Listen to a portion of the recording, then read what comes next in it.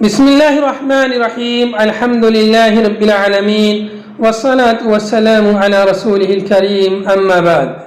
ناظرین کرام، السلام علیکم ورحمۃ اللہ وبرکاتہ۔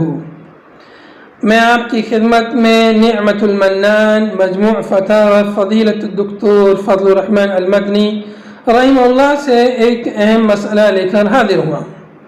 مسئلہ یہ ہے کہ رمضان کا چاند نظر آتے ہی سورہ فتح پڑھنے کا کیا حکم ہے۔ آپ رحمہ اللہ سے سوال کیا گیا کہ لوگوں کے درمیان مشہور ہے کہ جیسے ہی رمضان کا چاند نظر آئے سورہ فتح 3 بار پڑھنے سے روزہ آسانی سے گزر جاتا ہے۔ مہربانی کر کے اس مسئلے کو واضح فرمائیں۔ اس سوال کے جواب میں آپ رحمہ اللہ نے فرمایا کہ میری نظر سے ایسی کوئی حدیث نہیں گزری جس میں یہ ہو کہ رمضان کا چاند نظر آنے پر جو 3 بار سورہ فاتحہ پڑھ لے اس کا روزہ آسانی سے گزر جائے گا۔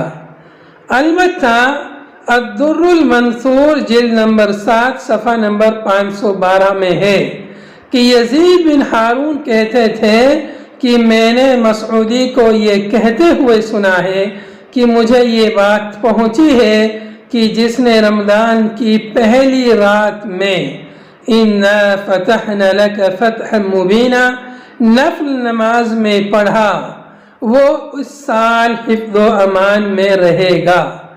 مگر کس سے یہ بات انہیں پہنچی ہے اس کی انہوں نے کوئی وضاحت نہیں کی ہے۔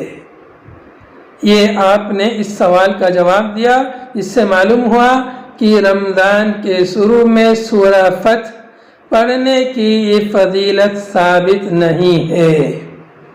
وآخر دعوانا ان الحمد للہ رب العالمین۔